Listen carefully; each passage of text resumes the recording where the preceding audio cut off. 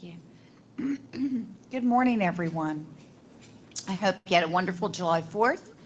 I'd like to call this meeting to order. The New Jersey Open Public Meetings Act was enacted to ensure that the right of the public have the advance notice of to attend the meeting of public bodies at which any business affecting their interest is discussed or acted upon. In accordance with the provisions of this act, the State Board of Education has caused notice of this meeting to be published by having the date, the time, and the place posted in the Department of Education, Secretary of State's office, and notice has been given to the State House press corps, the Governor's office, and the State Board agenda subscribers. And as a quorum is present, this meeting will now come to order. May I please have a motion? So moved. Thank you. I believe Dr. Butcher was first. May I please have a second? Second. Thank you very much, Board Member Berry. And now I'd like for us to please have the opportunity to go into executive session. Whereas, in order to protect the personal privacy and to avoid situations wherein the public interest might be disturbed, the Open Public Meetings Act permits public bodies to exclude the public from the portion of the meeting at which certain matters are discussed. Now, therefore, be it resolved that consistent with the provision of NJSA 10:4-12B, the State Board of Education will now adjourn to executive session to discuss personnel and legal matters. May I please have a motion?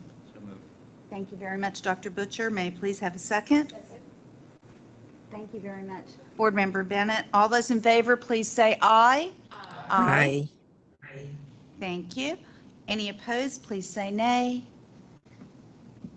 I think it passed unanimously. So thank you so much. We will be back right around 10 a.m. So thank you so much.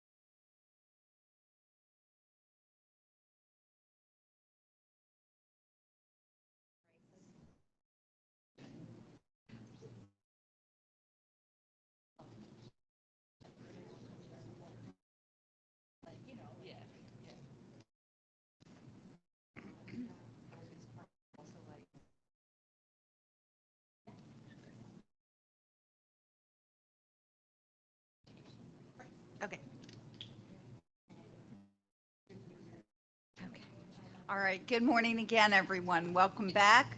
I'd like to reconvene to resume the public portion of our meeting, please.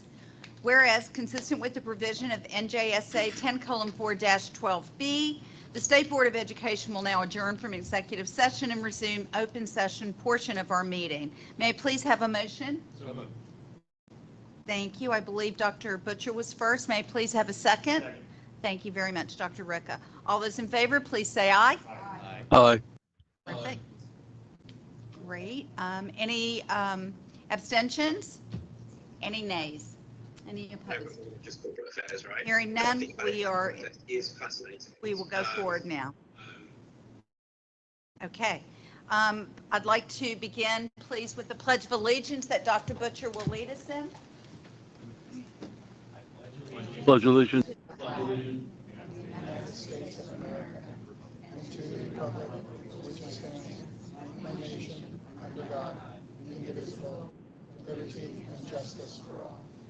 Thank you.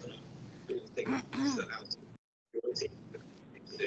The state board meetings are accessible to the public for viewing on the YouTube channel, and I would like to advise that the YouTube provides readily accessible language translation options with closed captioning. If you are viewing this simulcast currently, you may use the settings option in YouTube for information about subtitles, automatic translations, and closed captioning in multiple languages. So we have a very special day ahead. We're going to swear in our new Board of Education member, Dr. Claudine Keenan. Today, I would like to have the pleasure to introduce you. Dr. Keenan resides in Galloway, Atlantic County. She has worked as the Dean of Education at Stockton University, Atlantic County, since 2012. She previously served as the university's Chief Planning and Budget Officer from 2010 through 2012, and as Executive Assistant to the Provost from 2006 to 2009. Her term will expire June 30th, 2027. Dr. Keenan's husband, Jack Keenan, is here today if you'd like to stand to witness the swearing-in ceremony. Our Honorable Judge Logie is here to administer the oath of office. How do you do, sir? Thank you very, very much. To our newest State Board of Education member, Judge Logie is the judge of the Supreme Court of New Jersey. We are so pleased to have him with us today. I thank him for coming. And Dr. Keenan, I will say aye, you say aye in your name, and then we go from there. Okay? All right.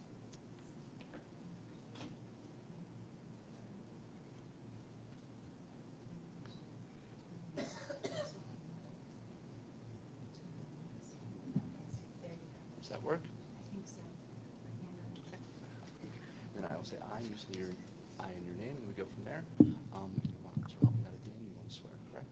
Very good. Okay, so I I, Claudine Keenan, do solemnly swear do solemnly swear that I will support the Constitution of the United States that I will support the Constitution of the United States and the Constitution of the State of New Jersey, and the Constitution of the State of New Jersey, that I will bear true faith and allegiance to the same that I will bear true faith and allegiance to the same and to the governments established and to the governments established in the United States in the United States and in this state, and in this state, under the authority of the people, under the authority of the people, and that I will faithfully, impartially, and justly perform and that I will faithfully and justly and impartially perform impartially perform all the duties of the office all the duties of the office of the member of the State Board of Education, of the member of the State Board of Education, according to the best of my ability. according to the best of my ability. So help me God. So help me God. Congratulations, Dr. Keenan. Thank you, sir.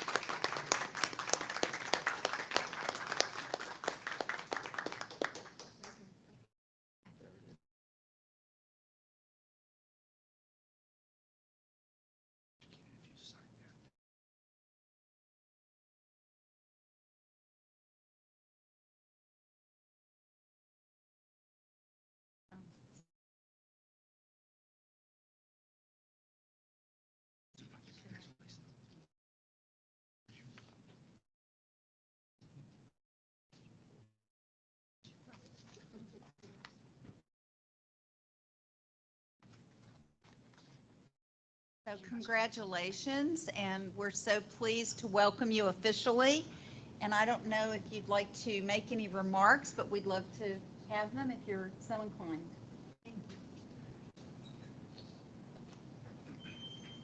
Thank you very much. It's an honor to be here, and I'm very much looking forward to serving. Thank you.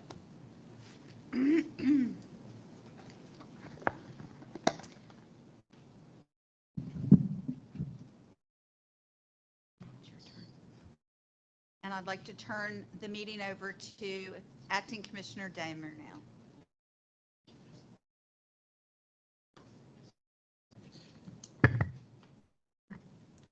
Today, we will hold the annual election of the State Board of Education officers for the period of July 2024 through June 2025. State law, NJSA 18A 4 through 8, requires that the State Board of Education organize at its first regular meeting following June 30th of every year with the election of a president and a vice president. As Secretary of the State Board, it is my responsibility to conduct the election. President Kathy Goldenberg has been selected by the nominating committee. The nominating committee members are Ms. Barry, who is the chair, Mr. Aponte, and Ms. Bobro. The committee presented its slate at the June public meeting, and President Goldenberg was nominated for president.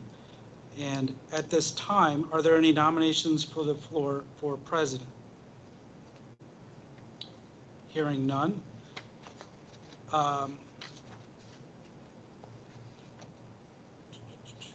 And apologize.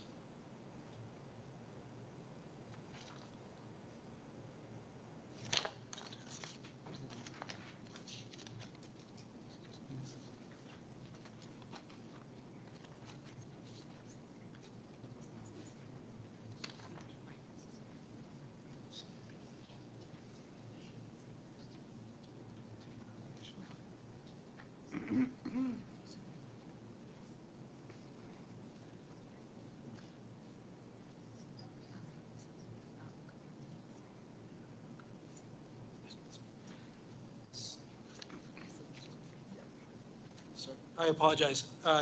Going back, the nominating committee and the slate that was presented at the June public meeting included Kathy Goldenberg for president and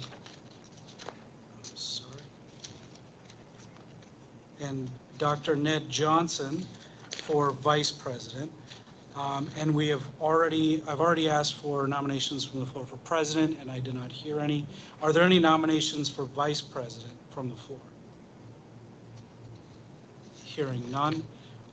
I would like to ask the nominated candidates if they're willing to accept the nominations and serve in the position of president and vice president, having been nominated, should they be elected. So I'll start with President Goldenberg. Thank you so much. It would be an honor to serve with each of you as president of the board, and thank you for the nomination.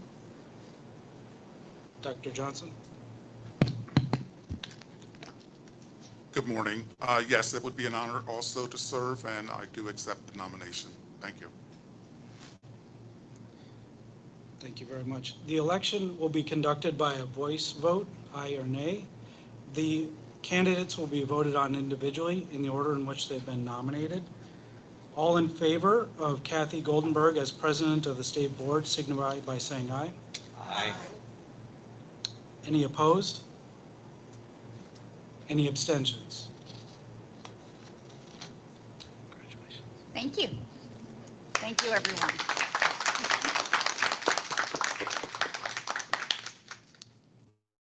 And moving, all in favor of Dr. Ned Johnson as vice president of the state board signify by saying aye. Aye. Any opposed? Any abstentions? Hearing none, Dr. Ned Johnson has been elected as the new vice president. Congratulations.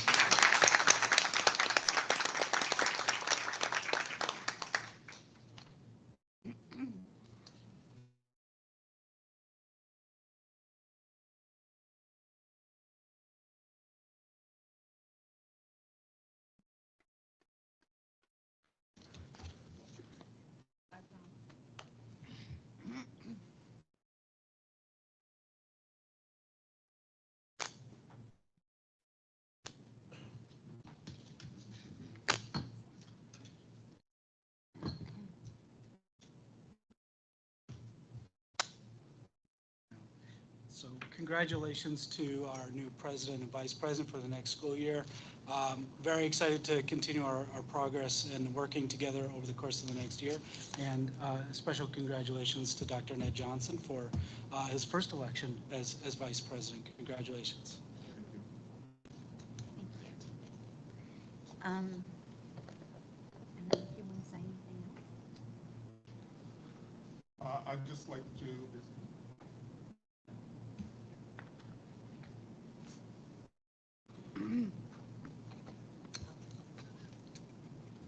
I'd just like to say thank you to my colleagues for providing me with this opportunity. Looking forward to continue to work closely with President Goldenberg as well as the rest of the board members. Looking forward to this year. Thank you. Thank you.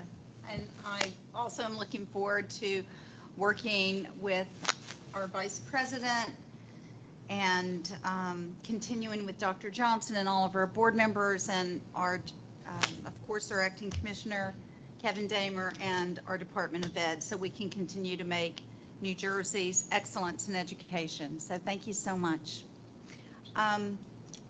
Without further ado, I'd like to continue with our meeting. May I please ask for the June 5th, 2024 voting on the approval of the minutes. If you weren't here last month, please abstain. So all those in favor of the minutes from June 5th, 2024, please say aye. Aye. All those opposed, please say nay. Any abstentions? Abstain. Okay, thank you. And public testimony for the month of June, I'm sorry, for the month of August. The state board will, I beg your pardon, for the month of July, the state board will receive public testimony on the resolution to revise the implementation schedule for the NJSLS regarding mathematics. State board members Jeanette Pena, Mary Beth Berry, Ron Butcher, and I are scheduled to hear testimony today. It will follow our Board of Education meeting. For the month of August, the state board will receive public testimony on Chapter 30, evaluation of the performance of school districts, and Chapter 5, regulatory equivalency and waiver. I do have a bit of sad news to inform the public about. It's a sad day for the State Board of Education and the Department of Education. Our friend and our colleague, Mrs. Sylvia Chaffee, has decided to step down from the State Board effective on June 30th. Sylvia was faithfully serving as a State Board member since July 5th of 2017. She has been a thoughtful, contributing, and valuable member of the State Board, and I know that all of us will greatly miss her. So we have 3 items to discuss today. I'd like to please introduce our new student representative. Her name is Anna Paskowitz, and she's a senior from Palmyra High School in Burlington County. Her advisors are Ms. Kelly. Ms. Kelly, if you could stand up if you're here today. Her advisor is Ms. Kelly and Mr. Kim Martino. Today is your first meeting, so we are thrilled to have you, and we'd like to hear your remarks that you'd like to share with us. And please, when you're ready, offer your remarks. Thank you. Thank you, President Goldenberg, and good morning, everyone. My name is Anna Paskowitz, and I am honored to be the 2024 to 2025 State Board of Education Student Representative. I would like to take this time to introduce myself to you. I'm a rising senior at Palmyra High School, where I am heavily involved in multiple clubs and extracurriculars. I am a 3-season varsity athlete, which includes being captain of the field hockey and basketball teams. When not on the field or court, my time is balanced with student council, being the student representative to the Board of Education for my school district, vice president of my school's Interact Club, an attorney for the mock trial team, and finally a member of both National Honor Society and German National Honor Society. I take part in these activities for the sole purpose of improving my school community, which is something I am very passionate about. This directly translates to why I wanted to be the State Board of Education student representative. My interest in being the student representative began when I was chosen by my school student council advisors to be an administrative assistant for the New Jersey Association of Student Councils. I worked as an assistant for over a year, helping behind the scenes with operations of the organization, and over time, I grew very fond of the dedicated work of the officers of the NJASC. I feel that my involvement in the organization helped me come out of my shell and find my voice, which I want to help other students do as well. I see myself as a voice for students who don't feel comfortable sharing their own. I decided that I wanted to take on a larger role in NJASC in order to accomplish this. My main goal is to take all I have learned about leadership and service and use it to speak on behalf of students in the state, helping them feel as though they have a real say in what decisions are made in their schools. Based on all of this, I feel as though the State Board student representative position was the one that suited me best, and so I made the choice to run. Upon selection, I was immediately eager to take on this position, and am incredibly grateful for the opportunity. I personally have a very high regard for the value of education. I believe that learning is one of, if not the most important factors in one's early life. Knowledge has the power to shape and mold society into the best form of itself. However, I also believe that the feeling of community and support in an environment is just as important. This is why education is such a critical part of society and why I am so passionate about leaving a lasting impact on the schools across New Jersey. I understand the importance of this position, and speaking on behalf of the students of an entire state is no small feat, but I am extremely excited and ready to take on this role. I want to help ensure that every student across the state feels in control of their future and is able to accomplish all they desire. Throughout the course of this year, it is my goal to report on a wide range of topics, specifically ones that pertain to many different people. I want to make sure that all perspectives, as well as my own, are shared, and that they are as informative as possible to help all students throughout New Jersey. I plan to utilize the different views of the NJASC state officers as a way to bring in other thoughts and ideas. I can assure you that my presentations each month will be completed thoroughly and with passion because I recognize this role is bigger than me. I am extremely honored to be here speaking to all of you today as I begin to share the student perspective. I look forward to the year ahead and believe that together we can not only maintain the quality of, but also improve the schools in New Jersey. Thank you. Thank you. What position do you play in field hockey? Midfield. Very good. It's a pleasure to have you. We look forward to working together, and thank you so much. Thank you. Thank you. Any other comments at this time from anyone? Yes. I just want to welcome you, and I noted knowledge is the power to shape and mold society in the best form of itself in your remarks. And I think that's why we're all here. So I really feel like you're joining the club. So, and we also have a new board member, and I believe she would agree with that statement as well. So I appreciate you joining and coming right in the gate with that sentiment. So welcome. Thank you. Thank you. So we'll continue then at this point. Thank you again so much. We have State Board Committee reports to go through, and I believe first we have Board Member Elaine Bobrov, who's going to speak about the Policy Committee.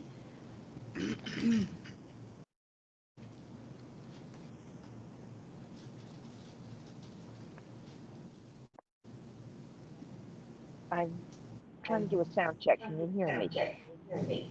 Very well. Okay. Yes. Okay. The policy committee met twice prior to today's Board of Education meeting. The first was in June and the second on July 1st, 2024. Both meetings were concerned to Chapter 30, the evaluation of the performance of school districts, which was better known by us as QSAT. More specifically, the meetings were centered on amendments to Chapter 30. I would like to commend those who worked on the project. This includes members of the Policy Committee, members of the Department of Education, and members of the public who worked for the department. Much of the credit goes to the captain of our ship, Acting Commissioner Kevin Damer. Today, the information will be shared with you. Thank you. Thank you very much. We'll go to our next report. We have our Vice President who will speak about, go ahead, I'll let you take over. Thank you. Thank you, Madam President. Just wanted to update the board on the discussion and meetings around modifications to public testimony. Actually, there are two changes specifically that we're looking to put forward in regards to the start time of the meetings, moving from 2 p.m. to 30 minutes after the completion of the public board meeting. And the second one would actually be the elimination of the previously established 2-hour limit to public testimony. So those are the two changes that we're putting forth. Do you want me to read the entire resolution at this point? You can if you'd like to. You want us to go on record with the, I know it's at discussion level. We want to have discussion or read the resolution at this point? Okay. Any questions at this point? I think for the public's sake, it would be important to mention that Dr. Johnson led the committee and reached out that the board members should look at this and make any suggestions that they felt appropriate for this resolution, and had a couple of months to get back to you and to discuss things. So it's something that's been being discussed for a bit now. It's been a couple months. We've actually, we put out a survey to get feedback from all members as to the various thoughts on how things have gone with that. And as I said, we've just made these two minor recommendations for changes. All right. Thank you so much. Thank you. No other discussion at this time.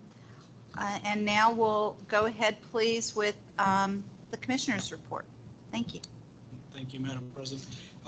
Moving through the Commissioner, there are no Commissioner reports, so we can move right into the items for consideration this month. The first standing agenda item is for appointments. And as we don't have any appointments this month, we can move to our next standing agenda item, which is the certification of school districts. There are 21 school districts present for certification today. Since the June State Board of Education meeting, the executive county superintendents have finalized 45 NJQSAC evaluations for districts. I'm recommending 21 of those for certification today. Mr. Robert Gregory, Executive Director, Carlos Spades, NJQSAC Coordinator, and team are here to address any questions and respond to those that you may have. And in your packet, you can see the list of all the districts that are presented for certification today.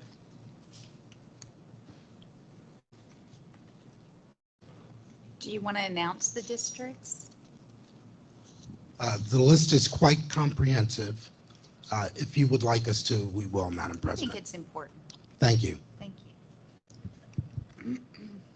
In Bergen County, we have Cloister Public School District, East Rutherford School District, Hohokus School District, Lodi School District, Mawa Township Public School District, Montvale Board of Education School District, Wycliffe Lake School District.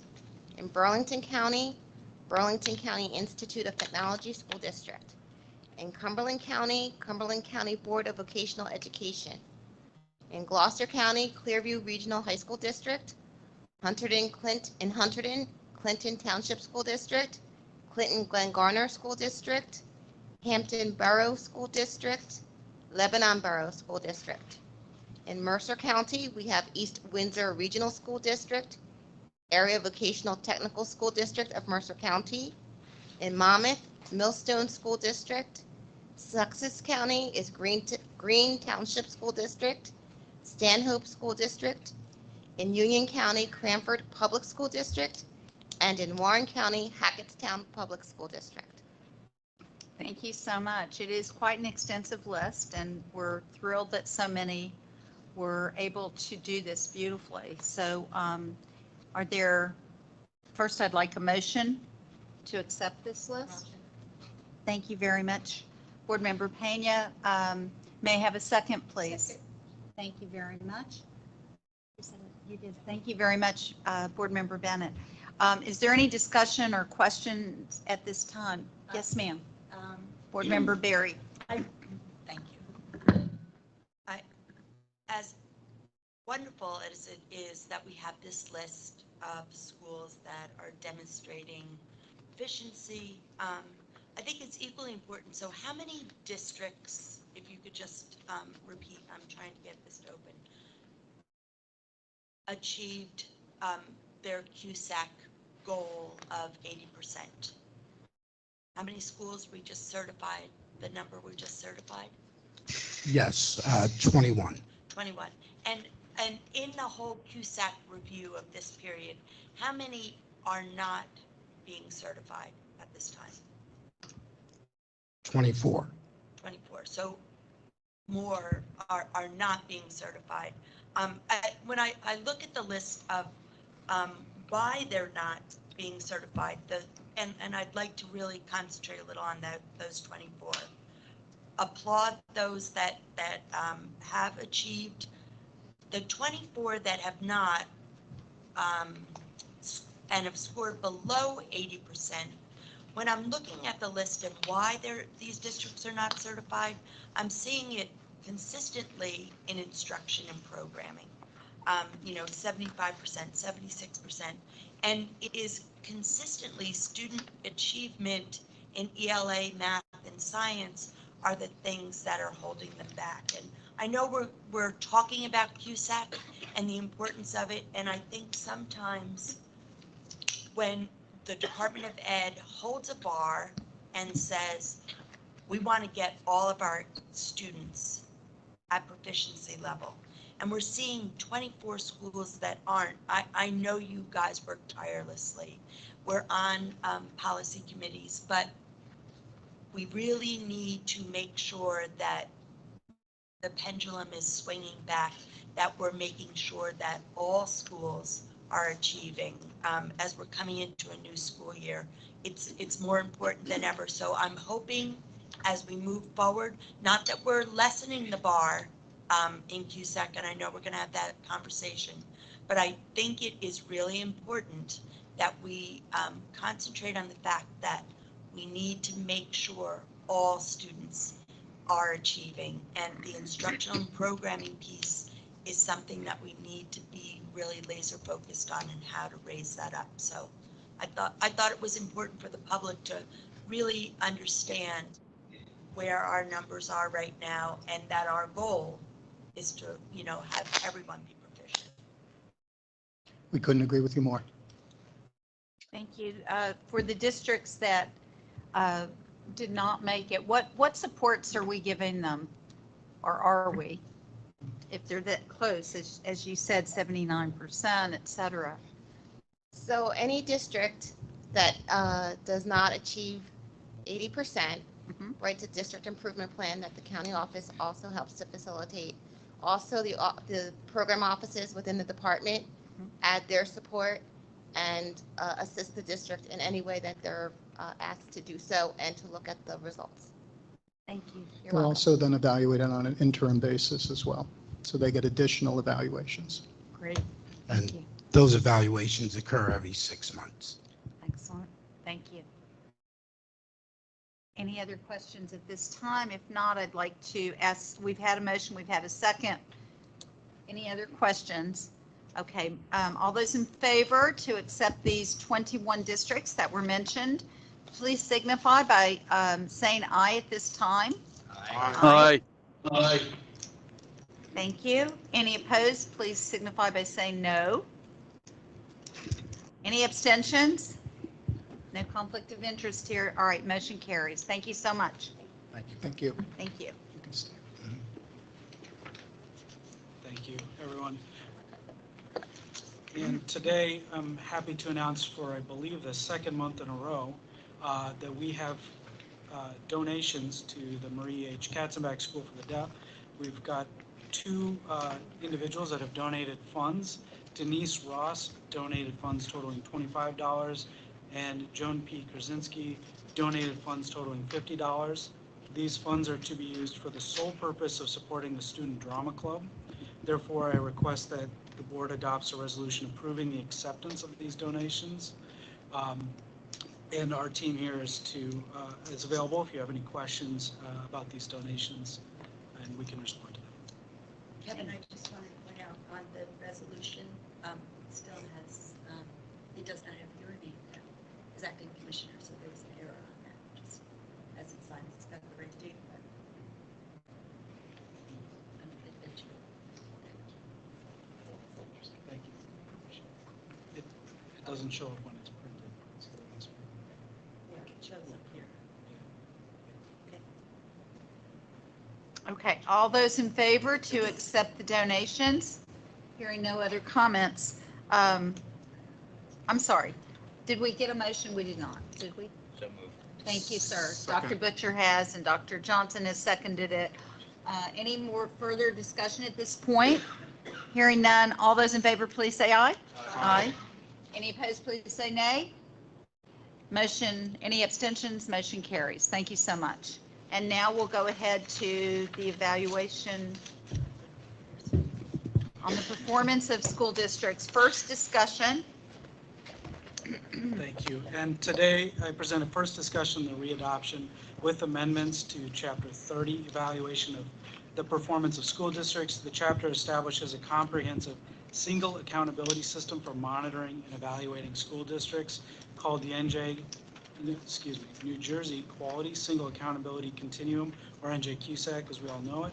Under NJQSAC, school districts are evaluated in 5 key component areas of school district effectiveness: instruction and program, fiscal management, governance, personnel, and operations. The chapter establishes the standards and criteria used to evaluate school districts.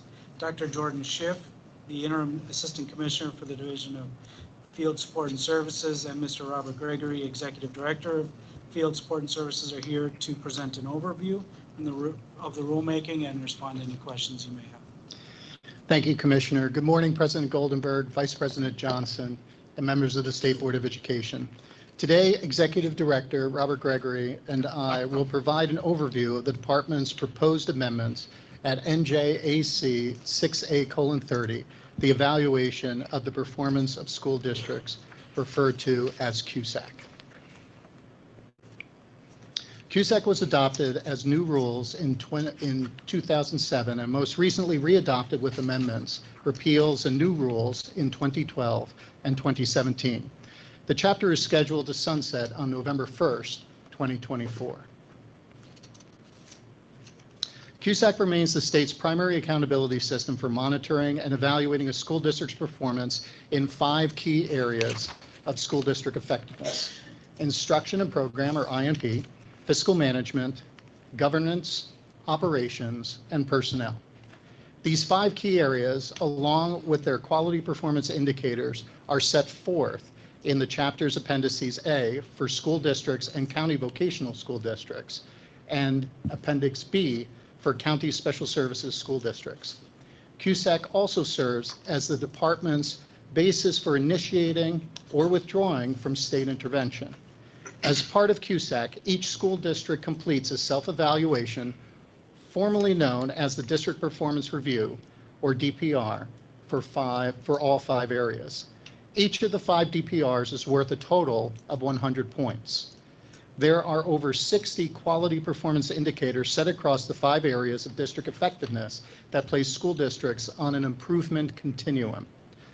The weights of each performance indicator is based upon the complexity and significance of that indicator. Once the district submits their DPR, the county offices of education verifies the district compliance and performance for each of the indicators based on department records to render a final score on the continuum. a school district that meets 80% or more of the quality performance indicators in each of the 5 areas is designated as high performing. If a school district does not satisfy 80% of the performance indicators in one or more of the 5 key areas, the district must develop a district improvement plan, or DIP, and submit it to the County Office of Education. The district works collaboratively with the county offices of education to develop a DIP that identifies targeted areas of improvement on the performance continuum. The County Office of Education then conducts a 6-month interim CUSAC review to monitor district's improvement efforts, note areas of marked improvement, and provide technical assistance when needed on the performance continuum. Currently, 560 school districts are monitored and evaluated through CUSAC, of which 274, or 49%, are comprised of any grade configuration ranging from kindergarten through grade 8. 236, or 42%, are K through 12 districts, and 50, or 9%, are high school only districts. CUSAC also monitors 7 county special services school districts through performance indicators set at Appendix B. Charter and Renaissance school projects are not monitored through CUSAC, and the county special services school districts that only provide shared time services are also not monitored through CUSAC. Executive Director Gregory will take us through the rest of our presentation. Mr. Gregory. Thank you, Dr. Schiff. Good morning, President Goldenberg, Vice President Johnson, and members of the State Board of Education. Our presentation today highlights the most significant and substantive changes we are making to Chapter 30, most of which are in the chapter's appendices. The non-substantive changes are not included in our presentation. Most of those non-substantive changes were made to the chapter's rule text, sections 1.1 through 8.1. Those non-substantive changes fall into 2 categories. The first, technical updates, which ensure the chapters follows the code's most recent style guide, uses gender-neutral language, updates citations, adds clarity, and removes redundant language. The second type of non-substantive updates are process-related, which primarily streamline and clarify rules. Our proposed amendments A and B add indicators for new statutory and regulatory requirements implemented since the chapter's last readoption. They also rebalance points to provide greater weight for indicators of more complexity and significance. They align NJCUSAC performance indicators more closely with those in our state ESSA plan. Additionally, rebalance points to equitably apply the performance of all school districts, regardless of their grade configuration. And finally, they shift points from achievement to growth indicators to foster and promote continuous improvements for educators and school district boards of education to ensure all students graduate from high school with the skills and knowledge needed to succeed in the 21st century. A comprehensive list of amended indicators and new proposed indicators based on new statutory requirements since the chapter's last readoption are illustrated on this slide. While all new statutory requirements are important and this list is comprehensive, the addition of new operations indicators 17, 18, and sub-indicators 15B and C aim to ensure all students in our state will remain safe and educated in a warm, welcoming environment that fuels and inspires learning, with the addition of monitoring the establishment of behavioral threat assessment teams, a school safety specialist, and critical incident mapping with local law enforcement agencies. We'll provide additional information regarding new instruction and program indicators momentarily. The next 2 slides highlight our rebalancing of points at fiscal and personnel DPRs. Before we go forward on that, does anyone have any questions at this point? All right, thank you. Thank you, Madam President. Increases in point values at appendices A and B, the fiscal DPR, are reflected on this slide. We have increased points to place greater emphasis on a school district's compliance with NJSA 18A 17-9, which monitors whether a district board of education secretary reports are completed and reconciled as required. Additionally, increasing points to ensure school districts file their ACFR, AMR, and other supporting forms by the date set forth at 18A 23-1. Further, we're confirming school districts spend within authorized amounts to ensure they remain fiscally sound.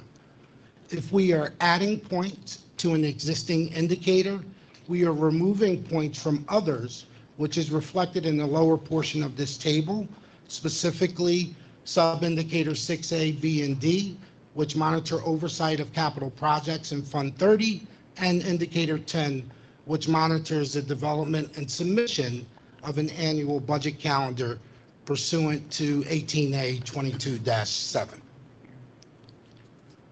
Our next slide highlights the rebalancing of points at personnel, where the large shift in points are at indicator 6 to place greater emphasis on a district's documentation and evaluation of administrative practices. In short, whether teachers are being observed and evaluated in accordance to provisions at the Teach NJ Act. It is ultimately one of the most important factors in driving school district improvements, providing teachers timely feedback that helps them get better and feel supported, as our teachers play an integral role in the future of our democracy. Our proposed amendments at Appendix A, the Instruction and Program DPR, are highlighted on this slide. As you preview the chart on the left and right, it's important to note that CUSAC does more than monitor and evaluate school districts' compliance to state and federal statutes and regulations. The department also evaluates and monitors the quality of education school districts are providing to their students through student achievement and curriculum alignment indicators. Student achievement indicators 1 through 7 provide the department opportunities to promote behaviors that lead to growth and district-wide improvement, while existing indicators 9 through 15 and proposed new indicators 16 through 18 ensure our school district's curriculums and instruction are aligned to the New Jersey student learning standards established at Chapter 8. Our amendments that reflect new, I'm sorry, there's a question. I don't know if perhaps I'm reading this wrong, but it seems, if you could just guide me on where some points are going, because I see more points under the proposed amendment than are being changed. So how does it add up to 100? I feel like where are we taking from? So the next several slides will go into more detail. Thank you for your question. And you didn't mention number 8. I know you mentioned 1 through 7 and 9 through 16. Yes. Do you want to talk about number 8 and why it was excluded? Well, it's not excluded. It's still a part of our comprehensive evaluation. Indicator 8 is whether a chief school administrator reports on an annual basis the performance of all students to its district board of education and the public. It's required. It is required, yes, ma'am.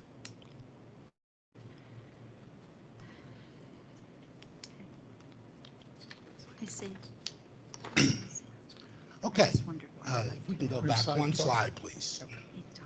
Our amendments that reflect new statutory curricular requirements at existing instruction and program indicators 9 through 15 involve adding new sub-indicators and 3 new curricular requirements, which required us to rebalance each indicator from 4 to 3 points. We have added a new sub-indicator to existing indicator 12, social studies, to reflect the American Pacific Islander provision that became effective in 2022. Additionally, 2 new curricular requirements for computer science and design thinking, along with career readiness, were added as new indicators, 16 and 17. Finally, a catch-all for any new statutory curricular requirements. As of now, there are 2, the diversity and inclusion requirement and the history of persons with disabilities and the LGBTQ plus community. Future statutory curricular mandates that are not assigned to a specific content area will be added to the new instruction and program indicator 18. I'll pause if there are any questions. I do have a question. It's more along the lines of, I guess, your combined presentations today. And it kind of refers back to Board Member Berry's question about INP. And specifically, how does this tie into like the targeted assistance that are provided to those most needy school districts and schools within those districts? How do you mesh and coordinate those? And then the final part of my question is the support from the department. I know you talked a little bit about the county office, and I know over the years we've asked in regards to the regional achievement centers and what filled in and has taken that place for that on-ground support within the counties. So can you talk a little bit about that coordinated effort and how those districts that are coming up short in INP and not making the stated progress, how are you addressing? Sure. Most of the coordination happens at the county level, where our county executive superintendents assist chief school administrators in the development of their DIP and implementation of their DIP.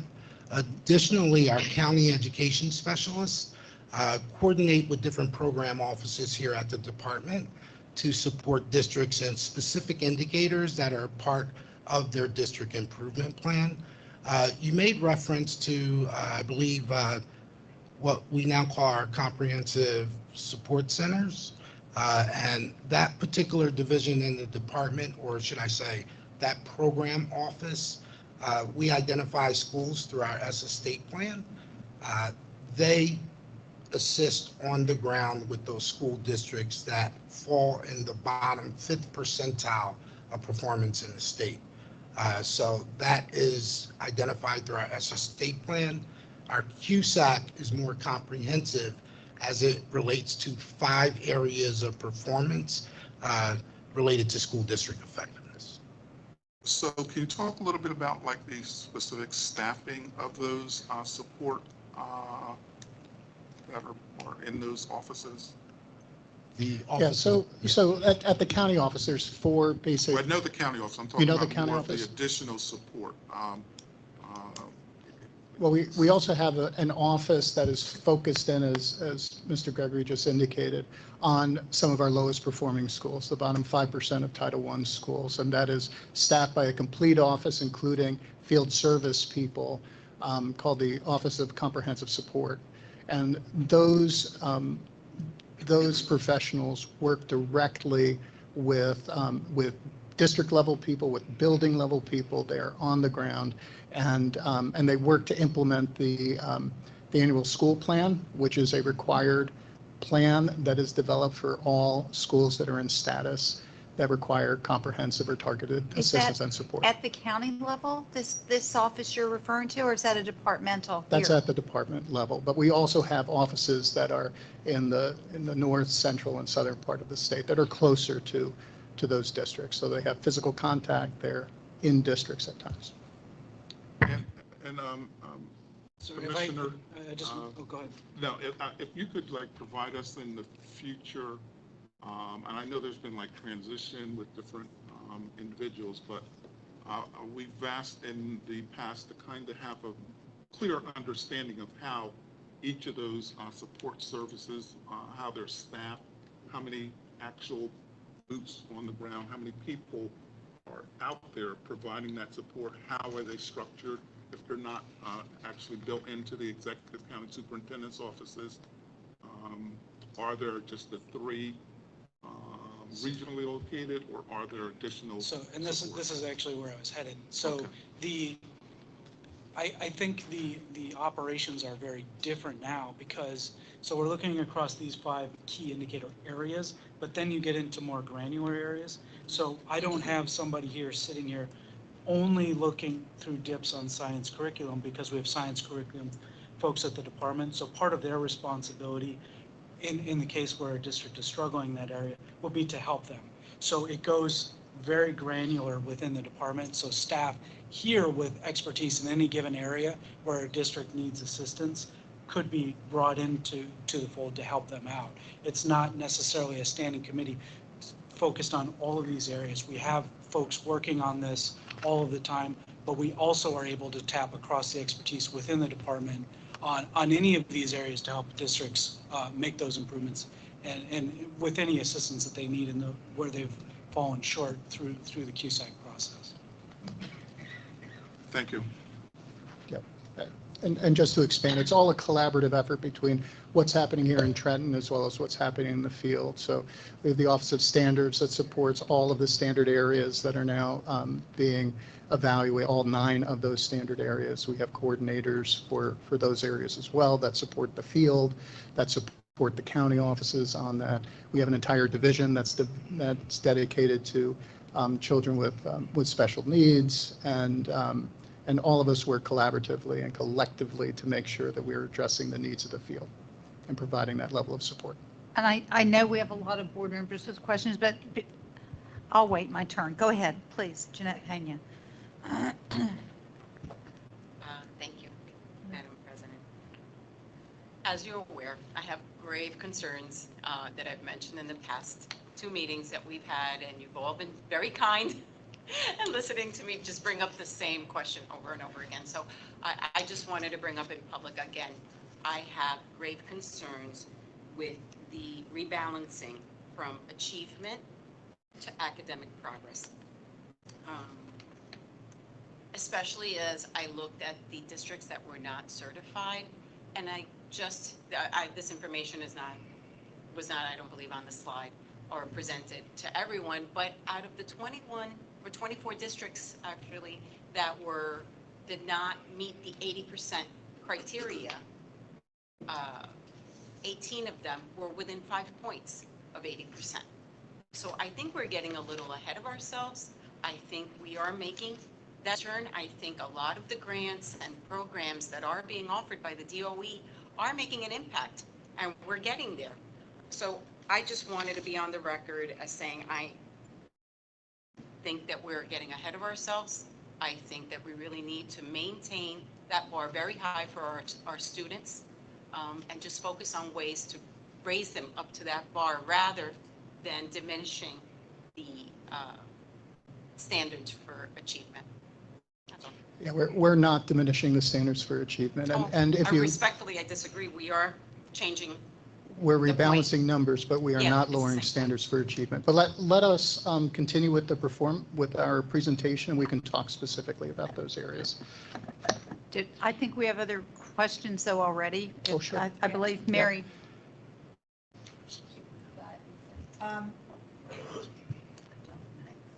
If I could just talk a little bit, get a little more clarification. The Office of Comprehensive Support.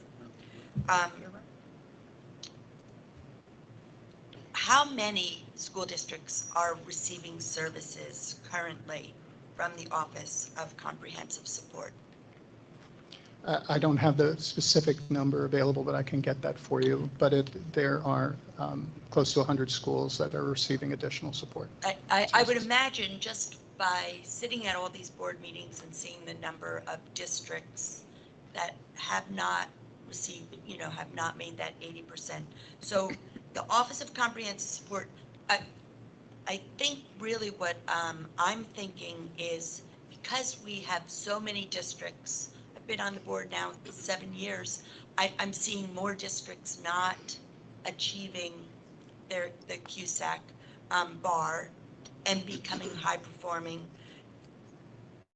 I would like for us to be thoughtful on how we can raise up these other school districts. And if we're talking about the Office of Comprehensive Support, it seems like that they have a very crucial role now in doing this. How are they monitored? Can you talk to us a little bit about where they fit into this process? How are they helping our young people achieve, school districts to achieve? How are they monitored? How are we knowing that they're effective? Because it seems like we've got an awful lot of districts, and are they too overworked now? Are there too many districts? If we're at 100, I would very much like to see what those numbers are. But I have some concerns that how are we digging ourselves out of this hole? We can certainly provide the board and the public with a comprehensive report on the Office of Comprehensive Support. So I don't want to conflate the two, because this presentation is specific to CUSAC and those districts that are required to do a district improvement plan, a DIP, is different from school districts that identify for comprehensive support and targeted support. So it's a little bit different, but the reason I shared it is because we have resources to address the needs of lowest performing school districts and schools, and in an effort to help and support and to close those achievement gaps that appear throughout the state. Hugely important. So if we can also get some data on how successful are they being? Yeah. Let's look at that as well. Yeah, we'd be happy to do so. Thank you. Has there been a big, anybody else first? I'm sorry, Board Member Keenan. Thank you. I just have a question on slide 10 about the rebalancing points. It seemed that many of the indicators were moving up by 1 or 2. There's one on there that's moved up by 7 about the documentation of performance. Can you help us understand the rationale behind such a dramatic increase from 5 points to 12 points? It's more than double. So that is the personnel DPR, and that particular practice, the reason it's doubled is because it is the focus of how we improve instruction in classrooms, whether school administrators and those responsible for evaluating teachers are actually observing them, giving them constructive feedback in a timely manner so that they can implement that feedback and improve instruction thereafter. So it's one of the cornerstones of clinical supervision, which is a practice employed to improve instructional practices implemented by teachers. Thank you. As a follow-up, I just want to know what the patterns were prior to changing the scores. Were many districts receiving fewer than 5 points? In this particular indicator, we would have to look at it to get accurate information to you. Thank you. I'd appreciate it. Sure. How does this, are there other questions before maybe you're going to get into this later in the presentation, so you can say that, but how is this affecting subgroups? How is this drilling down? Yeah, we are going to talk about the calculation. We can answer that as we talk about the rebalancing between achievement and growth. If you give us a moment, we can certainly cover that. And another question, you had mentioned, and I'm so sorry, the 5 indicators at first, and now we're moving. Can you explain a little bit more as to why we're adding it? You said we always had more standards, right? We've always had that. And you mentioned about the legislative act. So if you expand on that, that would be helpful. Sure. Just to make sure I'm understanding your question, when we refer to 5, it's 5 areas of performance. Mm-hmm. That 5 are areas about, of performance, not the, okay. not specific indicators. And so the act that you said has changed, the legislative act, can you explain about how that's caused this type of request about this? Sure. So anytime required legislation is passed, Mm-hmm. these are new statutory requirements that were passed since the chapter's last readoption. And so we are incorporating them in our evaluation of school districts to ensure they're implementing those required curricular requirements. We wanted to have a catch-all, something that was general, so that as changes in law come in, that we can just fold that into the CUSAC process without rewriting indicators, without coming back to the board and making those changes. But what is it that was changed by the legislative? I'm sorry, I'm still trying to understand. We So, tried to put together an entire slide that shared some of that. yeah, let me Yeah, just thank you. digress if you wouldn't mind. Yeah. No Thank problem, Madam President. And if we could zero in on slide 8, I believe. Slide 8? Yep. So this is, again, a comprehensive list of new regulations and statutory requirements that have passed since the chapter's last readoption. And so we've indicated what we are adding to our evaluation of school districts. That's what's reflected on this slide. So legislation will pass during that 7-year period of time, before we revise this particular chapter. So we wanted an indicator that we could use to evaluate districts on changes in law that required adding certain things to the curriculum. Do other states that all do federal testing, do they have similar things, not just ELA and math and science, that they're looking at?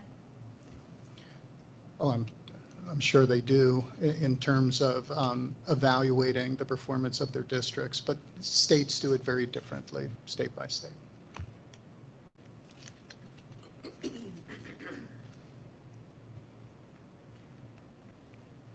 Achievement, is that what other states are also doing? Sure, they To- do that to as well measure as their that accountability. And a Yep. progress? Mhm. And the progress, Yes, academic progress.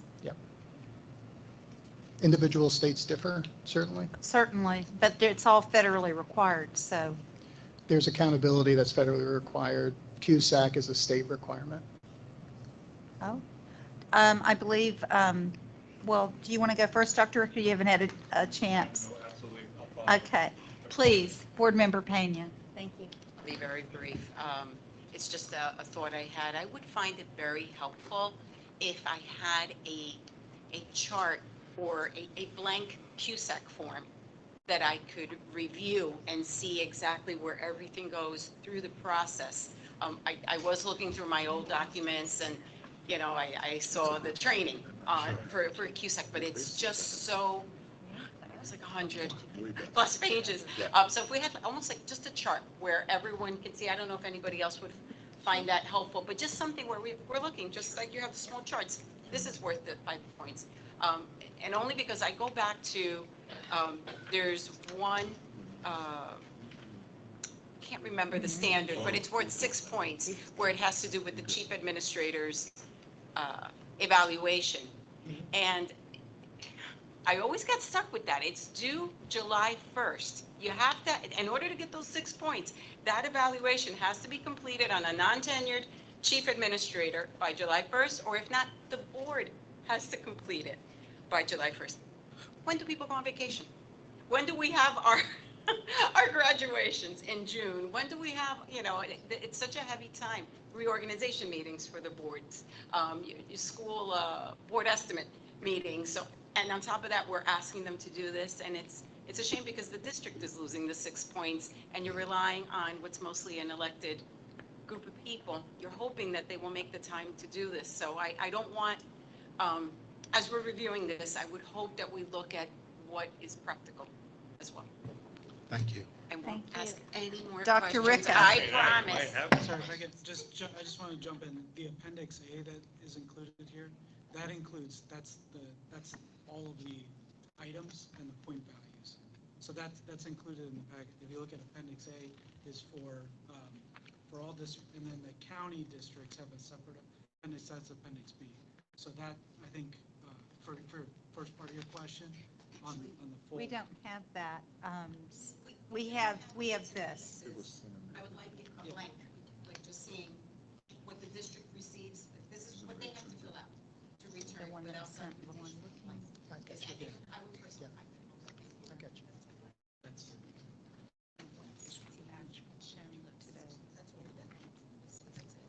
Madam President, may I proceed? I think Mr. I'm sorry, Dr. Ricca Ricca, did has you? a question. I did, but I'm You're- sorry, I just wanted to make sure that this question was all answered. Yeah, good, okay. Okay, Dr. Ricca. Good morning. Good morning. It's great to see you. Thank you again for all this work. Madam President, I need to apologize and certainly to Chair Bobrow for missing the last policy committee meeting. So We missed you. I missed it. And I'm not playing gotcha. This is more, certainly from my ignorance or maybe somebody who's interested in the public. You indicated that many of these, if not all of these recommended changes are in conjunction with New Jersey's ESSA plan. Is that accurate? Some of the specific recommended changes Okay. are in alignment with our state ESSA plan. Great. That Thank is you. accurate. So are they federally required to be constructed in this manner? For instance, are there specific indicators like proposals that are check the box at the federal level, or does New Jersey have the ability to designate what they see as appropriate or impactful in the QSAC Act? We have authority on the state level to create our accountabilities, our QSAC system the way that we wish to. Okay, so for instance, if the board decided that, no, we can't support, certain of these in the way in which they're being presented right now, we wouldn't fall out of favor or compliance at the federal level. It depends which indicator you're looking at, sir. Absolutely. So some of our indicators. Mathematics has to be there. Absolutely. Right. Some of our indicators monitor federal requirements. English language arts has to be there. Participation in the assessments themselves, 95%, whatever it is, has to be there, right? Those kinds of. Yeah, I just want to be very clear. QSAC is a state-determined accountability system for districts. ESSA is federal. I and understand. has certain But requirements. I just want to make We sure have that. flexibilities. We're trying to do some alignment, which makes Right. sense, that we're not rowing in different directions Yes. on certain things that we're doing. Right, So because. conceptually, that alignment, I think, makes a lot of sense. Okay, and the reason I'm asking, probing question that way is to help my thinking in my decision-making process, because philosophically, I think we're going in the wrong direction. We're expanding QSAC. I think we should be looking at ways to refine it and streamline it, make it more efficient, and trust the process of the local elections and Board of Education and the requirements that already exist in law, as well as 6A. For instance, the evaluation of the chief school administrator. Typically, that's contractual. It's in the chief school administrator's contract that they're to be evaluated by a period of time every year, and that's usually connected to the state July 1st deadline, which, by the way, you are right, July 1st isn't a good time. You haven't yet even received the data related to the annual assessments. Right. So that's kind of out of line. Okay. So my question then really is, we are not hemmed in necessarily as a board from a federal regulatory expectation for all of these proposed changes. Some, maybe. Well, we're, to use your language, hemmed in terms of what's in the law. So we have to abide by what's in the law. QSAC extends the idea behind what is required in terms of holding districts accountable to make sure that there's a state interest in ensuring that children are receiving the best education that we can in the state. But as, for instance, like a catch-all indicator and anything else that may be put into law, does that raise a concern that would allow the Department of Education to immediately look for something that may have been passed, let's say, last week in a QSAC this week, and I've not yet been able to demonstrate whatever it is? I mean, typically these items are already involved in the overall curriculum and experiences of students at varying levels. Is that a concern at all? It should not be a concern. We would not, if a law was just passed, expect it to be implemented right away. We do follow, our 7-year regulatory process. the catch-all is just to allow that particular indicator, indicator 18, Yeah. is just to allow for as new statutory requirements come into play that are not assigned to a specific content area, we have a place in our district performance review All right. to include it. Right. That makes sense. And again, this is my own personal philosophy. I have a concern with anything that's not related to a specific content area Sure. with regard to what the government or the state is requiring of the local school district. Yep. Okay. Thank you. Thank you. No problem, sir. Sorry, Mr. May Beebe. No, that was good. may we continue? Yeah, I also wanted to point out that Sure. it feels like there's such a differential between what we've had and what's being suggested here. So I'm interested in hearing more about the rationale for it. So please continue. Thank you, Madam President. This next slide really reviews the distinction between achievement and academic progress. So our existing instruction and program indicators, 1 through 5, are currently used and reflects New Jersey's academic performance measures, which consist of both achievement and academic progress. Proficiency at Appendix A is defined as achievement and reflected in our first 3 indicators, ELA, math, and science. Proficiency represents the percentage of students who are meeting or exceeding grade level expectations each school year on statewide assessments. It's highly correlated to socioeconomic status and other demographics and measures performance at a given moment in time.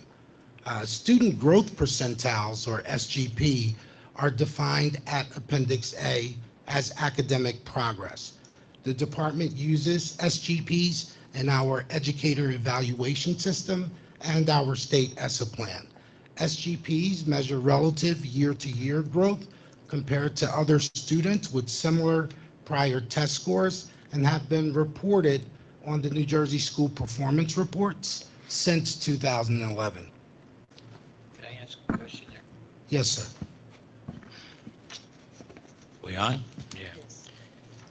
So going back to Dr. Ricka's comment, student growth percentiles, they're not in federal law, correct?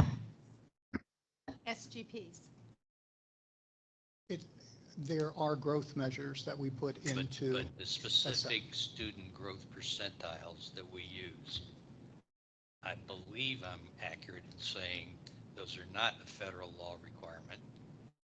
They're not a New Jersey legislative requirement either, as I recall. So they are part of our state's ESSA plan? They're part of our code. I'm sorry, I didn't hear you. They're part of our code that the board approves. It is a growth measure. Some states use value-added growth. Some states use student growth percentile, which is what we do. I'm going more back to very specifically what he was referring to as the responsibilities and jurisdictions of the State Board of Education in looking at these. And if someone were to agree with this position, that we're doing mission creep as opposed to reduction and simplicity, is student growth percentiles one of those options? Yeah. Okay. We can If we you can could go just back get- and if you could research get and make back sure to me we have an answer for you. And talk to me about what the legal basis is for student growth percentiles. Okay. That's the simplest way. Okay, because So- I believe there is no legal basis in the feds. There's things that allude to. There's no legal basis in state law, but things that allude to. And this is something that we have educational expertise decided was something that we wanted to pursue as a way of meeting other standards. So we can provide we're going now veering off of this is the evaluation Yep. tool and digging into other areas. I So we can realize that. provide a separate briefing on what the basis for those things are. I think what the point we're trying to make here is that this, as a state, we have federal requirements that we need to meet in order to meet the federal standard. The state of New Jersey has put forth policies, procedures, and an array of tools to meet those requirements that abide both the federal and state laws. That's the rubric under which we're working. Using those tools that we've established, now we're moving into our evaluative tool of those mechanisms that have been put in place to abide by both state law and the federal requirements that we face. And I'll go even further. I believe that we had to submit to the federal government that package, and our package included student growth percentiles, and it was the basis for getting their approval, which is a broader approval of having an accountability system. So I'll go further and then I'll shut up. Even though it's not a specific requirement in federal law, even though it's not a specific requirement in state law, it's what the Department of Education, along with the State Board of Education, did to come up with a reasonable, rational system that would comply with the federal requirement that we have an accountability system. Yes, I believe that that's correct. And our effort is to align our efforts. Right. And I guess in final, could we change it if we wanted to because it was in our purview? Sure, but in the process, we would have to come up with something different that would allow us to submit it to the feds to get their approval on some other general requirements, such as the requirement that each state have an accountability system.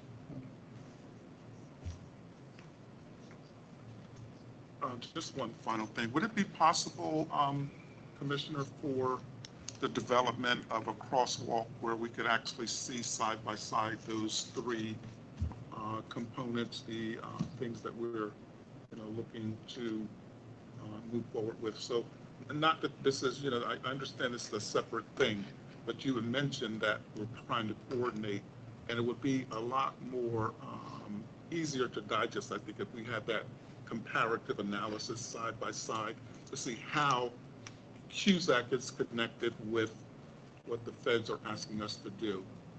Does that make sense? I think it does, and so we will provide some comparisons, but I think what I want to refocus us on this conversation. This is a state tool. What we're talking about is a state tool. Separately, we are abiding by our federal requirements.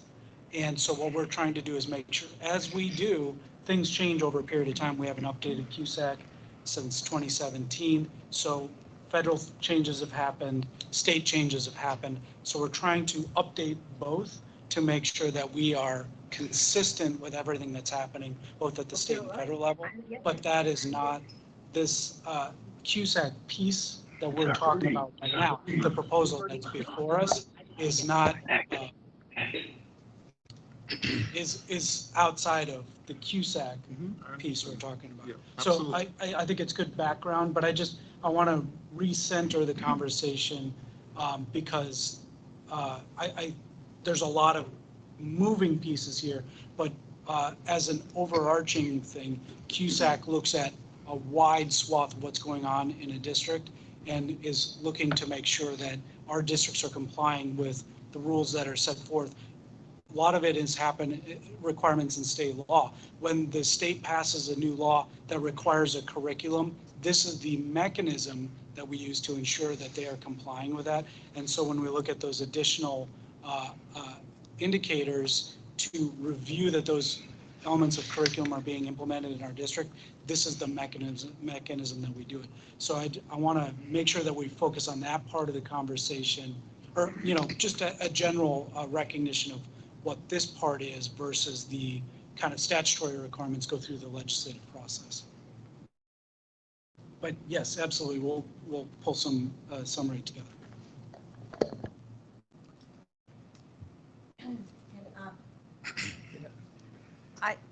Just as long as you're pulling things together, I know we had asked this in the past, from 2017 to today, can we get a list of all the school districts, the CUSAC scores, so that we can look at, are we going up, going down? Where are we doing? We're talking about changing the system and going to looking at growth. Maybe the system we have will really give us the direction that we need so that we can see whether we really are making progress instead of changing the system. It may be the roadmap that we need. So I'd like to, before we make any changes, see from 2017 to current, how, where our schools are falling. Yep, we're getting that data together for Joseph? No, thank you, Madam President. And Commissioner, thank you. I just want to be clear. The reason why I was asking questions related to the federal government is because in the past, and some of you may remember this, we've been considering recommendations that do cross over. And the board has found itself in a position where if we were going to make a change to a proposed recommendation, it may have an impact to something that had already been approved at the federal level. So that was they're kind of, you know what I mean? It was, yeah, I wasn't trying to go down a rabbit hole. Thank you. May we proceed? Yes, sir. Thank you. While our proposed amendments place greater weight on growth, they keep a significant percentage of points in achievement to mirror our state ESSA plan. At ELA and math achievement, we're going from 10 to 7.5 points for K through 8 districts and 7.5 to 5 points for K through 12 districts. For science achievement, we are going to 5 points for all school districts. Academic progress or student growth is going from 10 to 15 points for K to 8 and K to 12 districts.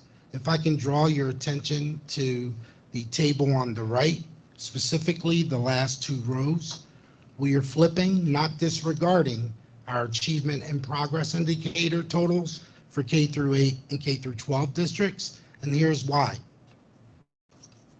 Growth assessments assesses student progress from year to year, regardless of their starting point, and provides one of the clearest windows into how educators and school systems are helping students achieve great heights. The goal of our amendment is to provide school districts points for moving all students forward at varied performance levels. So incorporating both achievement and growth allows us to recognize that school districts serve diverse populations. And in order to gain proficiency or achievement, you have to experience growth. We want to acknowledge schools moving all students forward by incentivizing growth.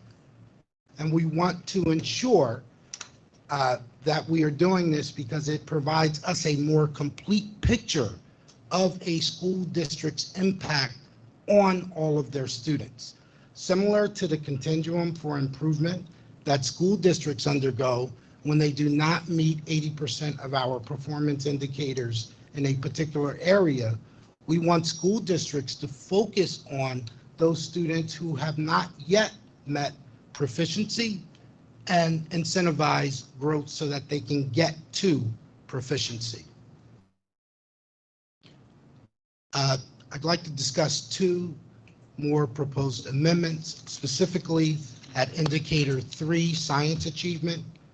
I'm sorry. Just before you move on, so is there a rubric on how you're measuring growth? Growth is measured based upon the student growth percentile, which looks at relative growth of a group of like scoring students from one year and how their scores spread in the next year when they take that assessment. And that determines basically their percentile rank in that particular group. And then we watch that year to year. So I'm the teacher in the classroom. How exactly am I doing that? If I handed out a test and kids were getting an 80 or 90% on the test, I'm thinking that they're mastering some of the information.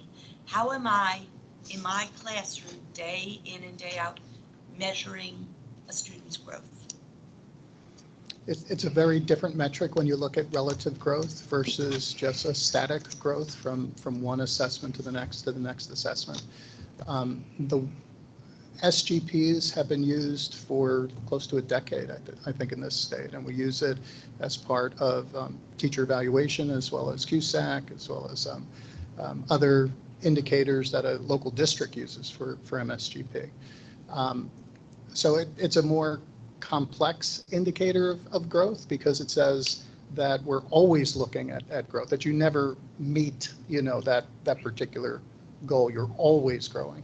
And in many ways, I think that most teachers, most educators, most principals, most superintendents, they're always looking at growth, the learning versus a particular bar that we're jumping over.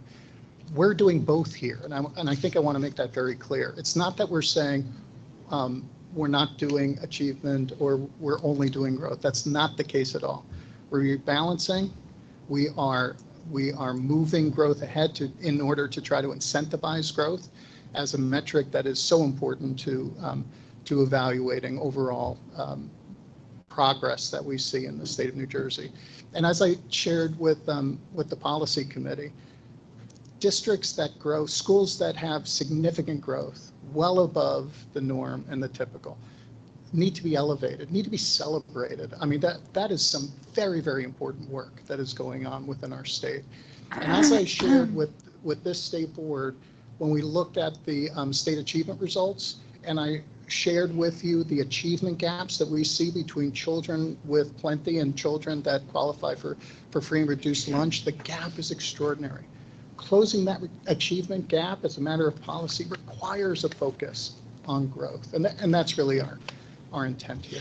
And I always think in our classrooms, our teachers are always thinking about growth. Yeah, I couldn't agree with you more. We have amazing teachers, and they focus every day on growing their students in their classroom. I'm not sure how it's translating into achievement. I don't understand what your time frame is. How long are they growing before it translates into achievement? So I think I need to see a little more data information, timelines to, that as part of supportive of this conversation. I'd be happy to provide that. The SGP measures on state assessments from one year to the next. So it's an annual growth metric. Is it the same student or the next group of students? It is students with similar scores or that score similarly. So it's different students every year. But Well, yes, it's similar- redone every single year. Scoring students. Yeah. Because what happens is that the scores differed the following year. So what was similar in one year differs the following year. And then it's calculated who's those similar scores for that particular cohort or that particular group of students. And when will the achievement be imagined then, if as we're following along? That's the piece I need to get to. Yeah, it happens in time, and it really depends. So if a school has a high percentage of children that are very close to the proficiency level, and we see growth, could be 1 year that all of a sudden their achievement is much higher. If it's much different than proficient and those scores are low, it may take additional time. And that's how ESSA is built also. It's built off of a time frame that over time, as we see growth, we see higher achievement scores. It doesn't happen overnight. We know it doesn't happen overnight. But the key to doing it is to make sure we incentivize growth. We're putting a lot of points into incentivizing growth. You were about to say about the science, and I think that that's a very important point to bring up. So do you want to go ahead about that? Yes, Madam President, thank you. At IMP Indicator 3, Science Achievement, our proposed amendments entail reducing the number of points for K-8 and K-12 districts and adding a Science Achievement Indicator for 9 through 12 districts to support our rebalancing of points from achievement to growth and the reality that in K-8 and K-12 districts, the science assessment is administered in grades 5 and 8, and for high schools, grade 11. Therefore, achievement scores tend to represent fewer students. Keep in mind, in 2017, when the chapter was last readopted, the state did not have an operational high school science assessment. The assessment became operational in 2019. Therefore, we want to provide a more comprehensive picture of a district's performance for all school districts, regardless of their grade configuration, and we want to do this in an equitable manner. I believe Board Member Pena has a comment or a question. Yes. So I apologize. I would like to go back to slide 14, just to, again, I really want to stress, I understand you're rebalancing. You want to put, the focus on academic I'm sorry, progress. what slide, 14? 14, please. Thank you. If we're looking at the current indicators, the current IMP values, everything's on an even level. We have everything is worth 10 points, ELA achievement, math achievement, science achievement, ELA academic progress, and math academic progress. When we're looking over at the proposed IMP values, we are making our progress worth double what the achievement is for ELA and math. And then now you're talking about science achievement. There's nothing to measure science progress. And we're behind in science. We really are. So it's concerning whether it be computer science, our physical sciences. If you can just comment on that. Well, computer science is not even included in this science, right? It's a new additional. That's a new curricular requirement. So it's not in this science achievement of that. So that's not part of it. Thank you for clarifying. There's no progress for science.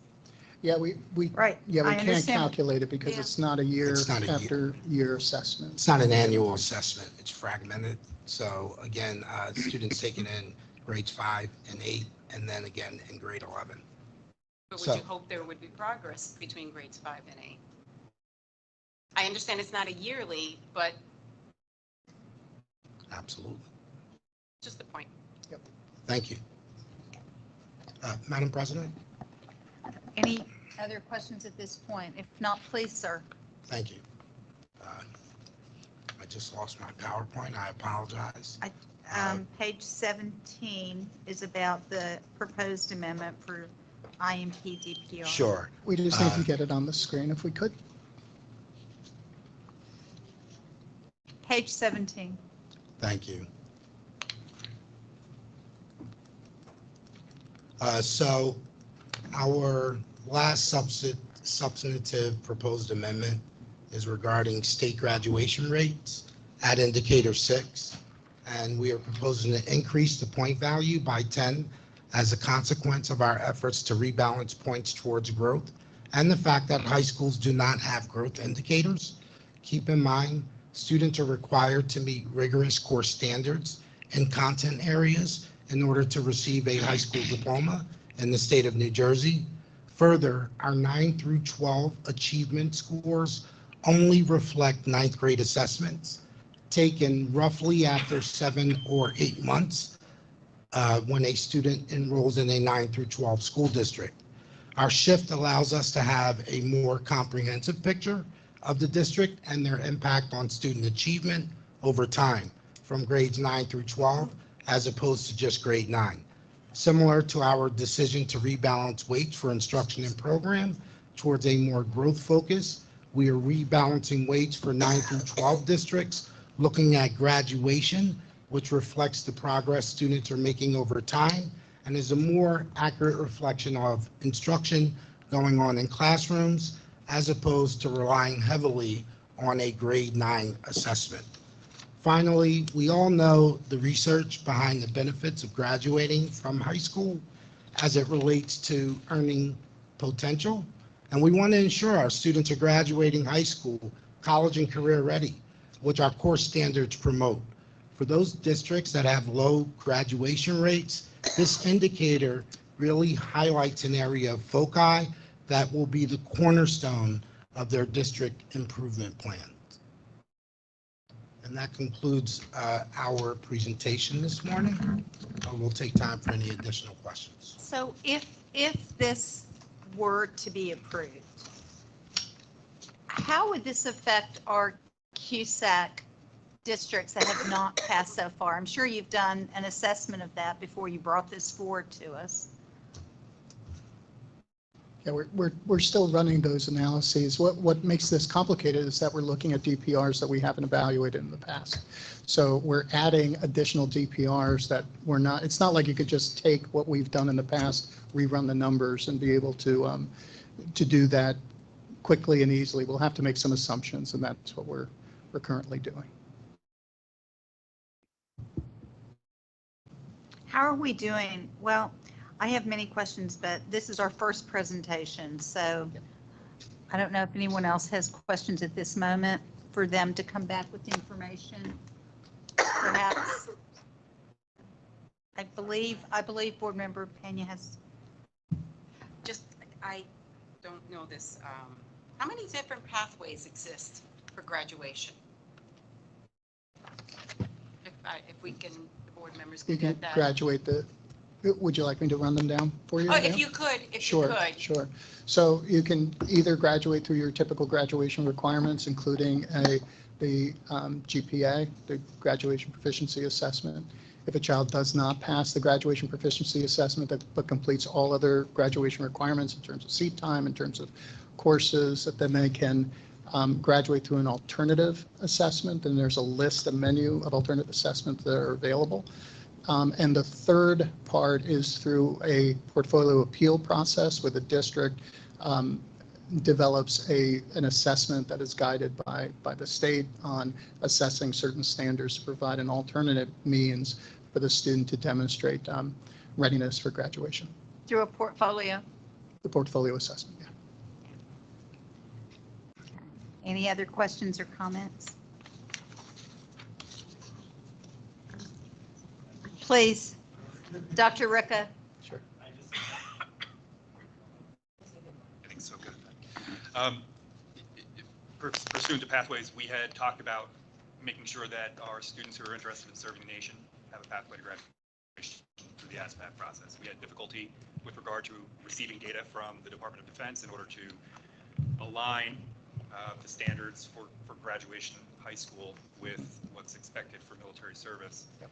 Do we have an update on where we are with that as a pathway to graduation in the state of New Jersey? I think we all agree that it is very, very important for students who are interested in participating in serving the nation to have a pathway to do that. And we're talking, and again, for folks who haven't heard me talk about this, these are not students who are choosing this pathway to try to escape other types of standards for graduation. These are folks who have already been in contact with the recruiter, signed the contract, they're ready to go. Any update? Yeah, we don't have an update from what we shared with you the last time. Unfortunately, the Department of Defense was not willing to release information that allowed us to do the equivalency study to determine the appropriate cutoff for New Jersey for graduation. But we continue to care deeply about this particular issue, and we'll explore what we can explore. But at this point, we do not have an update for the State Board. Just if I could add, so my hope was to have a solution for this graduating class. We were not able to work through all the logistics for this class, but I fully expect for next graduating class, we'll have a pathway for those students that have taken the ASVAB. Thank you, Commissioner. I really appreciate that, and thank you very much as well for the work there. Yep. And I was going to suggest, and it sounds like you're already doing it, if we can't get assistance from the Department of Defense related to data, understandably, state secret or national secret, I guess, allowing school districts to create a pathway that meets with the department's approval for those who wish to do it is another mechanism that we might want to consider. Yep. So, for instance, I put together a plan, I send it to the department, you review it. It has indicators there related to academic performance plus the completed ASVAB. We might be able to say, sure. And just to put a finer point on it, exactly, we were not able to get the data that we needed directly from the Department of Defense because of how they process those exams. So what we've decided to do is exactly that, go another way that's entirely within the state's control. And so those are the traps that we're running through now, but I fully expect by this next school year. That's great news. Thank you. Thank you. That'll be very appreciated. Madam President, Yes, ma'am. So ASVAB was included as we looked at alternatives in the past. Yes. And so pursuing how to make use of that going forward, I think is very important. I also think it's important that we continue and get the information we requested so that everyone sitting on the board can have a clearer understanding of where there's connectivity between what is in CUSAC and where it allows us to meet the requirements for the feds for ESSA, as well as other data, because it is already July. We're looking at readoption in November, so we don't need to let time lag, because we need to use the process that affects all districts in the state of New Jersey and make sure it is as shored up as possible. And I will go on record saying I think that it is an incentive, especially to your question about subgroups, when you have communities that struggle with a myriad of challenges and are trying to meet needs and show improvement for all young people, they need to be incentivized to press forward. They need to be urged to take a closer look to see when progress is occurring, how it's coming about, and how to escalate it to get to Board Member Berry's question of when achievement is reached. There may not be a definitive date, but you need to be definitive about progress. No child should be going to school every day and standing on the same rung of the ladder in June that he or she started on in September. So progress is important in every aspect, and I think we need to embrace it, and we need to find a way to include it. Thank you. Dr. Ricca. This is more housekeeping, and again, I beg the pardon of policy committee if this is something you already talked about. In the past, there had been items in CUSAC that if you were unsuccessful of achieving them, you sort of got double dinged, we used to say, because if you didn't get this one, you definitely weren't getting that one. They were connected curricularly sometimes from functions in the business department, sometimes from Board of Education governance functions. Did we go through CUSAC to determine if those types of pitfalls still exist and ameliorate them? We did. Because it seems like there are still some double ding ones. In other words, you're giving points for, and I'm sorry, my thing is already closed, but one of them was about superintendents and contracts or something, but it was, or getting signed, and it was already in another area. So I think there still might need to be a bit more review on that. I saw it somewhere, the district, well, no, because I think, yeah, because we have more detail now, so, but that would be of interest as well. And I know with science, I'd heard from superintendents at one of their meetings that, of course, they don't get tested as often, so it was too large a score to be equal with ELA and to be equal with mathematics. But I think, that was one of the things that came out pretty clearly. But I don't know the detail on others. I'd be interested in groups also coming forward to hear at public testimony what their thoughts are on this as well. People who deal with this every day, and I'm so grateful that Dr. Rick is here from a superintendent perspective as well. But we really need to think carefully, because it feels like there's more emphasis right now on progress than on actual achievement, and I might be incorrect, so I'll look at it more closely, but I want to make sure that achievement is still the goal of the districts, because that's not, it's national. Since the pandemic, we've lost footing, and we're trying to catch up and remediate, learning remediation, but we need to keep that focus. So, and I come on Dr. Ricca's question. So we have gone through this, and I think we'll if any items that you've identified where you think there's overlap, we should look at them. But there are some things that naturally overlay, and we still need to make sure that they're done for a compliance aspects. But I'm happy to dig in more on those and make sure that we've covered those bases. I know that in the 2017 iteration of this, that was a major point of emphasis. So I don't think it required as much in this go round, but we can certainly take a look at it. And Madam President, I couldn't agree more. This is, and that's, I think you hit the nail on the head, that post-pandemic, everyone here, everyone in the audience has been talking about, thinking about, living and breathing, helping our students. We've talked about learning loss. There's 18 other terms I think we've talked about with that coming out of COVID. And it's about helping our students get back on track, help them get back to the achievement that we know that they can accomplish. And that is the undercurrent that is happening nationally and at the state level. And I think that's what's being manifested here in this proposal, in those in shifting to the growth measures, because that is what our focus has been. So I could not agree more. And I think that's, at a high level, that's what this proposal is attempting to do. We will continue to pull together information and answer these questions, but at a very high level, that's the goal here, is to take that feeling that we've all had for the last 4+ years in helping our kids address what's happened. But this goes beyond the pandemic. For many, many years, we've seen subgroup differences, and we need to refocus our efforts on that across the board.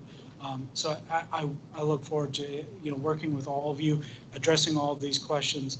But I think at a high level, we're all pulling in the same direction. And so we need to work through those details and help us all come to a collective understanding of what we're working towards. And I think we have a lot of agreement in that regard. But I really appreciate those comments. That hit home for me as part of this proposal. Thank you. All right. If we can continue now, no more questions, no more comments at this time, or I don't want to cut anyone off, but if there are no more, I'd like to ask if there's any new business. No? Thank you. Thank you. May I please have a motion to adjourn? Thank you. May I please have a second? Second. Thank you. All those in favor, please say aye. Aye. Not in favor? Don't say nay. Motion adjourned. Meeting adjourned. Thank you. Thank you.